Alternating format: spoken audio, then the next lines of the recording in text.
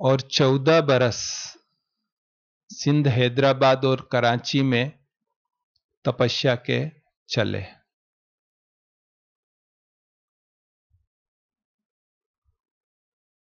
उसके बाद यह यज्ञ भारत में माउंट आबू में स्थानांतरित हुआ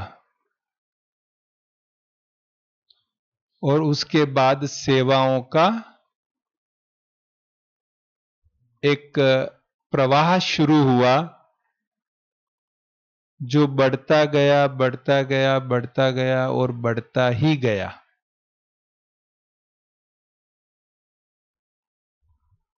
सारे विश्व तक पहुंच गए हम। जो ब्राह्मण आत्माएं सतयुग में आने लायक थी, उनको अच्छी तरह से बाबा का परिचय भी मिल गया। जो प्रजा बननी थी वो भी बन गई टीवी के द्वारा। 2 करोड़ सतयुग वाली, त्रेता वाली, त्रेता के शुरुआत, सतयुग के अंत वाली।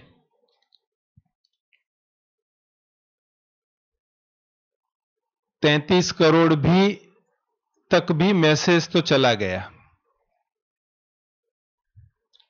बाकी की सर्व आत्माओं तक जो मैसेज जाना है वो तो केवल अहो प्रभु वाला ही जाना है। उनको कोई पूरा परिचय मिलने वाला नहीं है। वो तो अच्छा भगवान आए और अपने अपने धर्मों का साक्षात्कार होगा, अपने अपने धर्म पिताओं का साक्षात होगा, इस प्रकार से होगा और उनके द्वारा परमात्मा प्रत्यक्ष होगा उनके सामने। और अब बाबा ने मुरली में हमें कई बार बताया है, साकार मुरली में, कि संगम करीब 100 साल का है। तो अब करीब 15 साल बाकी बचे हैं, 14-15 साल 100 साल में। यानी जो शुरू के 14-15 साल तपस्या के थे, फिर बीच में सेवाओं के थे, अब जो लास्ट के 14-15 साल है वो भी पुनः तपस्या और परिस्थापना के रहेंगे विशेष रूप से। अभी तक हम कहते थे कि हमारा बाबा आ गया, हमारा बाबा आ गया, और अब हम प्रैक्टिकल में देखें तो बुद्धि में बाबा है, स्मृति में बाबा है, बाबा का साथ भी अनुभव हो रहा है, पर बाबा चला गया है। इस साकार में जो आते थे वो पार्ट पूरा हो गया। हमको बहुत समझदारी से इस बात को स्वीकार करना चाहिए, और ये इसलिए कि आगे के समय को हम पहचान लें। ये जैसे तीसरी घंटी बज गई, जो बाबा के दूसरे रथ ने भी शिव जयंती के दिन ही अपने देह का त्याग किया।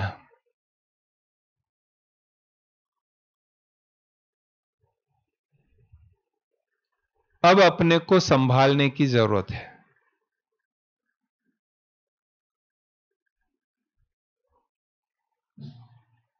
अब हमें संपूर्ण सकारात्मक होकर केवल जो हमारी उन्नति के लिए जरूरी है उन्हीं क्रियाकलापों में अपने को लगाना चाहिए। अब एग्जाम बिल्कुल सामने है, इसमें कोई दो राय नहीं है। सब प्रकार की परिस्थितियां हमारे सामने खड़ी है। जो बाबा ने कहा हुआ अंतिम समय की निशानियां दी हुई है वो सब सामने है। सारा विश्व आज भी करीब करीब लॉकडाउन में ही है। थोड़ी बहुत जो छूट मिली हुई है वो भी भय के साथ है। इसलिए इस समय के घंटी को पहचान कर हम अब संपूर्ण बन जाएं। अब कोई इफ या बट में नहीं जाए, कोई बहाना अब हमारे लिए एक ढाल बनकर नहीं खड़ा रहे। अब हमने बहाने का सहारा लिया तो बाहर हो जाएंगे। अब हमको व्यर्थ और नेगेटिव से संपूर्ण मुक्त होकर मात्र और मात्र जो हमारी उन्नति के लिए सहायक है उसी प्रवृत्ति में लगना है। बाकी की प्रवृत्तियों को कट कर दे हमारी लाइफ से।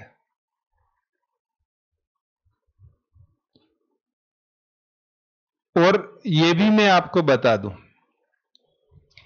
कि सतयुग ऐसे ही आ जाएगा, पता भी नहीं चलेगा। ऐसा नहीं कि कुछ कुछ ऐसा विशेष होगा और हम सब कुछ छोड़ देंगे और ये हो जाएगा वो हो जाएगा, ऐसा कुछ भी नहीं होगा। यह एक सिंपल प्रोसेस है। जैसे रात के बाद सवेरा आता है तो क्या हमको पता चलता है? धीरे से कैसे सवेरा आ जाता है, ऐसे ही सतयुग का सवेरा आ जाएगा। कल रात की मुरली में भी बाबा ने क्या कहा? संगम युग है। अभी सवेरा तो आना ही है, 100% आना ही है। तो ऐसा नहीं धक होगा, कुछ ऐसा होगा वैसा होगा और सतयुग आएगा। बस ऐसे ही चलता चलता ये चक्र सतयुग में चला जाएगा। इसलिए सावधान, होशियार, खबरदार। अपने आप को अब बहुत अच्छी तरह पक्का कर लें कि मुझे किसी व्यर्थ और नेगेटिव में जाना ही नहीं है। बाबा को याद करते हुए जो सेवाएं सामने हैं उसको अच्छी तरह कर लिया, बस बात पूरी हो गई। समय को पहचाने।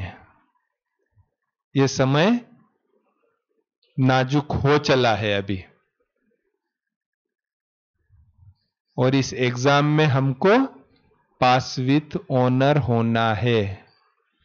50% वाला पास नहीं, लेकिन 90% से ऊपर मार्क्स लाने हैं। चारों ही सब्जेक्ट चेक कर लें कि इतनी तैयारी है। ज्ञान, योग, धारणा और सेवा, चारों ही सब्जेक्ट में इतनी तैयारी है कि 90% से ऊपर मार्क्स आ जाएंगे, पास विथ ऑनर हो जाएंगे हम। संस्कार बदल गए हैं, क्योंकि संस्कार ही साथ आना है। शरीर भी यहां छूट जाएगा, सब कुछ यहीं रह जाएगा, केवल संस्कार साथ चलेंगे।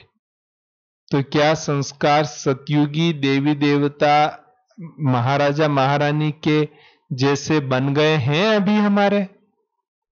ये हम चेक कर लें। अब गफलत का समय नहीं है। अब जागृत होके, आंखें खोल के, तीसरी आंख को सदा ही खुली रखने का समय है। अब गफलत नहीं चलेगी। ये समय की अंतिम वार्निंग है कि अब हम संपूर्ण बन जाएं। तो मैं यही आशा रखता हूं, शुभकामना करता हूं कि समय को पहचानते हुए, समय की गंभीरता को पहचानते हुए, समय की नजाकत को पहचानते हुए हम अपने आप को तीव्र पुरुषार्थी बना के इस परिवर्तन पथ पर अपनी मंजिल की तरफ तेजी से बढ़े। ओम शांति।